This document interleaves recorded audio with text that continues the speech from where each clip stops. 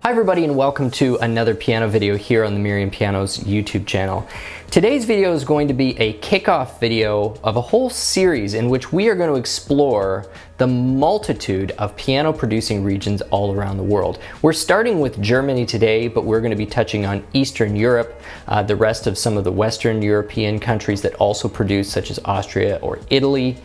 We are going to be touching on Indonesia, of course covering China, Japan, Korea, and the United States. So quite a bit that we're going to dive into. This is going to be a fascinating look because it's such an interesting combination of history, economics, and of course preferences and trends in what customers really enjoy and like to buy. If this is the first time that you're joining us here on the channel, we would really appreciate if you hit that subscribe button and the notification bell.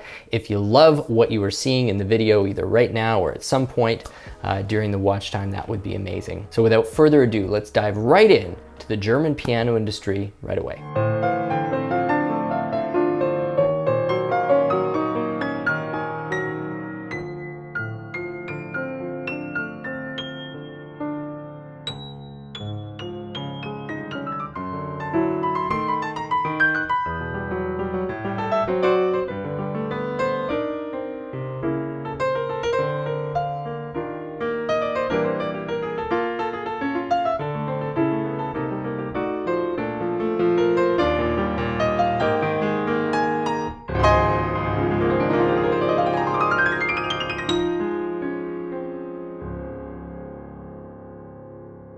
So let's start here. What makes a German piano a German piano? You'd think the answer is super obvious. Well, if the piano's made in Germany, then it's going to say made in Germany. It's a little more complicated these days. Of course, we're living in an age of globalized supply chains and globalized ownership structures. And what constitutes a German piano today looks quite a bit different than what constituted a German piano, say, 100 years ago. There are a variety of factors affecting that, but probably the strongest legislation or the strongest framework under which you could call a German piano a piano is the legislation that's actually in place in Germany that enables you to say that it is made in Germany. And that is that there's a certain percentage of value-added manufacturing going on that is happening within Germany by German labor. Different companies are bringing in different components from other countries. In some cases, they're bringing in components from divisions of their own in different manufacturing regions. But by and large, if you get a piano that says made in Germany these days, for the most part, it generally is. You're seeing all of the labor, or certainly most of the labor happening in Germany. You're seeing all or most of the parts being manufactured in Germany, and as much as they have the ability to, controlling the supplier base is also, or mandating the supplier base is also coming from Germany. But that is going to get harder and harder to insist upon, both from a manufacturer standpoint and a consumer standpoint.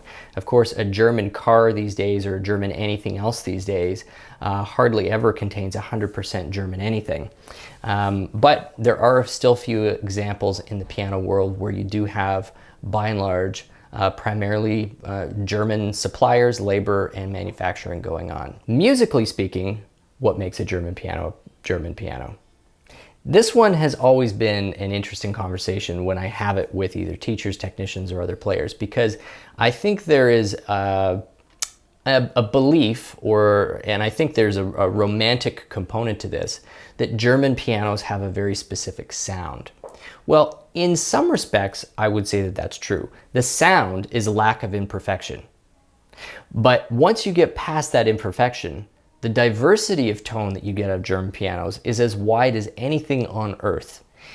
All German pianos are not dark. All German pianos are not bright. They're not all colorful. They're not all super clear.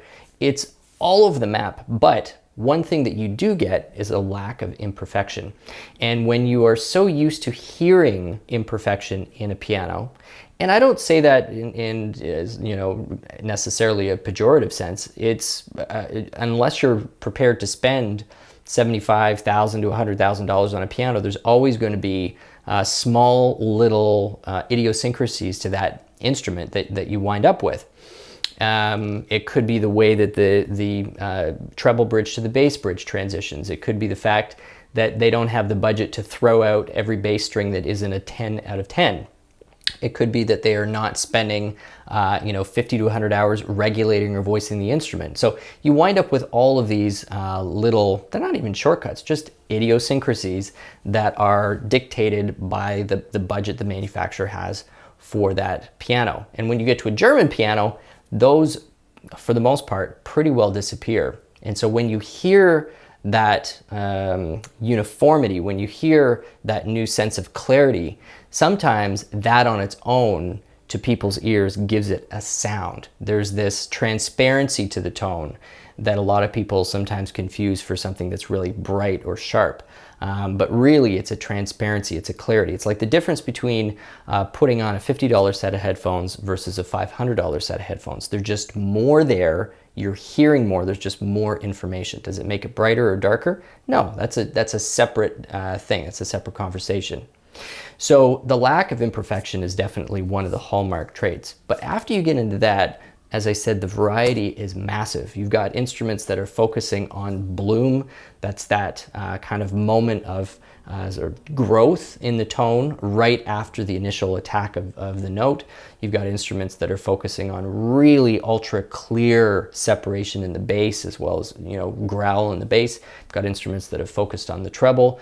You've got instruments who focused on all of them. So you have simple tones, you have complex tones, you have instruments with an incredible variety of tone, whether you're playing in the pianissimo range or the fortissimo range. You've got others that are remarkably consistent in the tone, and they all consider these to be virtues and stylistic choices that they are making.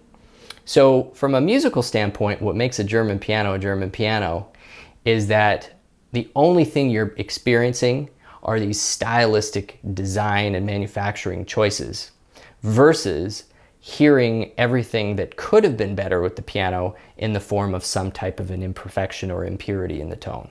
The traditional German design, if we go back 50 to 100 years, involved much thinner rims than we see today and a much more extensive use of beech as its primary wood for the rim and the beaming. And this gave quite a different cabinet resonance and projection than, say, the American sound that Steinway pioneered, which used an extensive amount of hard rock maple. It's two different things, just like a drum or a guitar or a string instrument. When you change the wood, that is the resonating material, you are going to change the timbre of the instrument. And so with pianos, even though the rim is not the primary resonating surface, that's of course the soundboard, there is still quite a bit of character and nuance that comes off the cabinet. As a percentage of tone, we're down into like 1-2%. So it's really just the edges of the sound. But it certainly does make a difference. And in terms of the energy conservation and the energy that the instrument produces, the sustain that you can get, adding a harder, denser wood to the rim seems to produce that. And so what you see is some of the companies now maintaining those traditional designs with slightly thinner rims, more beech material, not necessarily tapering the soundboard, and not necessarily duplexing either. And you see that in probably half the German pianos, a very traditional design. And that's going to give you a pure singing treble. It is going to give you a dynamic range is very, very controllable. It's going to give you really beautiful bloom in your softer ranges and just an elegant piano for your home. You got the other half, which has really gone towards maximum performance. And with varied levels of success and acceptance, where you do have lots of technology going into the duplexing, both front and rear duplexing, much more complex bridging systems, tons of experimentation going on with how to shape a soundboard, as well as this injection of more hardwoods and specifically maples into the rims, and those rims starting to get a little bit thicker.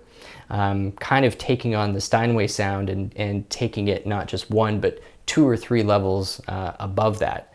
And I would say the two most notable examples I can think of that have really taken those to the extremes would be the latest designs from the Bechstein as well as Fazioli.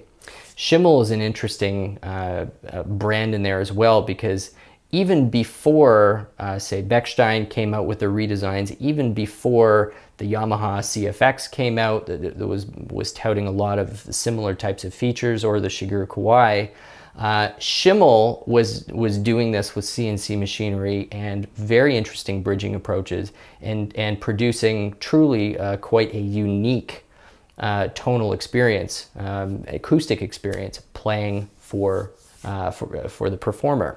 Now, German pianos are a category that has for many, many years, centuries really, getting close to 2 centuries, evoked a certain mystique, reputation, and I would say that it is rightfully earned. German instruments, by and large, on average, really truly are the best pianos in the world. And before I got into the piano industry, I kind of thought that that was a bit of spin. What can you do in a German factory that you can't do in a Japanese factory or an American factory that produces the same result? It seemed like there was just a huge snob factor. But the more I get to know manufacturers, the more I get to know pianos, the more I speak to industry insiders about this, there really is certain factors which are quite unique to German manufacturing. The biggest reason why German pianos continue to lead the pack on average in terms of musical quality and fit and finish and manufacturing advancements is their labor force. Germany's been building pianos since, at least with the acclaim associated with that country, since really the late 1820s, 1830s. A lot of the big companies that we know today got their start in around the 1850s. So you have kind of this very large influx of new manufacturers in Germany starting up within the first 50 years or so of the 1800s in Germany. A lot of the companies that you can now purchase pianos from that are still manufacturing in Germany, such as Bechstein, Schimmel, Hamburg Steinway, the top line of Grotrian is still manufactured in Germany. You can still purchase Souders, Steingrebers, Seilers. So there's still quite a few manufacturers doing that, and most of them got their start back in that period of time we were just speaking about.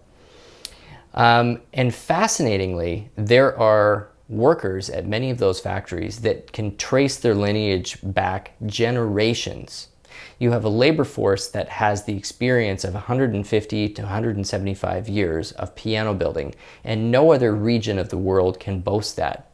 And when you get into intricate, nuanced manufacturing of any goods, the experience of the labor force is a massive factor in the output that you get. There is institutional knowledge that just doesn't get written down, that gets passed down in apprenticeships and mentorships over the years that make their way into the products. And because they've been at it so long, and because they have been leading the industry for so long, that institutional knowledge sits right at the head of the global piano industry. This works its way into the pianos in a number of ways. The first is the tolerances and the fanaticism with which pianos are put together and finished off. One of the things that truly fascinated me as I got into pianos over the last 20 years was how small a difference in the weighting of a wood, or how well a particular piece of joinery is done, translates into the musical result in the piano. We're talking down to a difference of thousandths of an inch. This is the kind of tolerances that make or break great engine manufacturing in the automotive world. This is not the kind of precision that you normally see with wooden components or even a lot of musical instruments. The difference between a piano that has amazing cabinet resonance or none is far less than just millimeters. We really are talking about thousandths of an inch, less than the width of a sheet of paper in terms of whether you've got good contact between the beams and the rim, between how the soundboard is fitted, how the bridge is placed. It really is a huge amount of human experience that plays a role in getting those down, because wood is not a consistent material. Sure, you could put these things together with CNC machines and computers, but that only works if you have materials which are exactly the same too. And every single piece of wood is going to be slightly different. And that is why human beings still, in the end, are what's needed to make or break a great piano. And nowhere on earth are you going to find more of those human beings with generations of experience than Germany. Second, there is a momentum effect. And you see this in manufacturing and brands a lot, where once a reputation is established and that reputation allows you to command a higher price point, that higher price point gives you the freedom and the flexibility to further invest in the product and ensure that you maintain that first position. So that reputation, which drives a price point, gives the manufacturers the flexibility to do several things. One, it means that they can spend the time on the instruments needed to get perfection. If we take an example like the C. Bechstein Concert Series Grands, or their Concert 8 for that matter, these instruments, along with the Bösendorfer, the top of the class Bösendorfers, are getting 500 plus hours of manual labor per instrument. This translates into 15, 16 months of manufacturing time. You simply can't do that if you can't charge, and you can't charge enough if you don't have the reputation. So this momentum effect is in full force when it comes to German piano making. The other thing that it permits is continuous investment into the very best CNC equipment, and as well as polyester finishing. So this is the outside finish, as well as some of the machinery they use to cut the precision notching needed for a lot of the cabinetry components. And you've got companies such as Schimmel who have invested heavily into that. You also have companies such as Seiler, which is one of the smaller manufacturers, but still putting out 400 or 500 German-made pianos per year, who have really substantially invested quite recently into the polyester making, as well as the CNC machinery. So we have this effect where you can pay for the labor, you can invest in the equipment, and then where possible, continue to push design forward. I would say that Fazioli is an example where design really got pushed forward quite a bit when they were first getting started in the 80s and 90s. I think gave everybody a bit of a wake-up call. A lot of those manufacturers have now responded, and what we have truly is another golden age of concert-level instruments, virtually all of them coming out of Western Europe. Most, of course, still originating out of Germany. What's happening now in the German piano industry? Well, there really are two directions that companies are going. They're doubling down on their current approach, or they are seeking foreign ownership.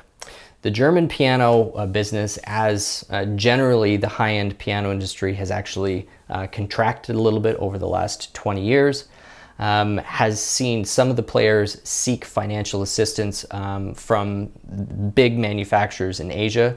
And I would say the three most notable examples of that I can think of, well, four really, would be Bösendorfer out of Austria, although it's not German, but pretty close, right on the border. Then we've got Seiler that was able to really more merge with Samek.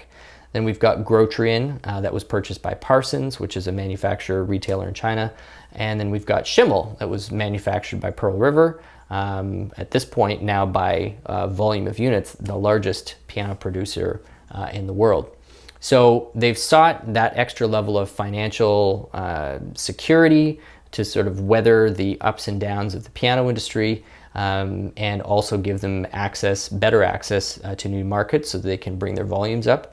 Then you've got other companies that are investing heavily in themselves and intend to stay the course under German ownership, such as C. Bechstein, huge injections of cash and a lot of growth in the manufacturing there.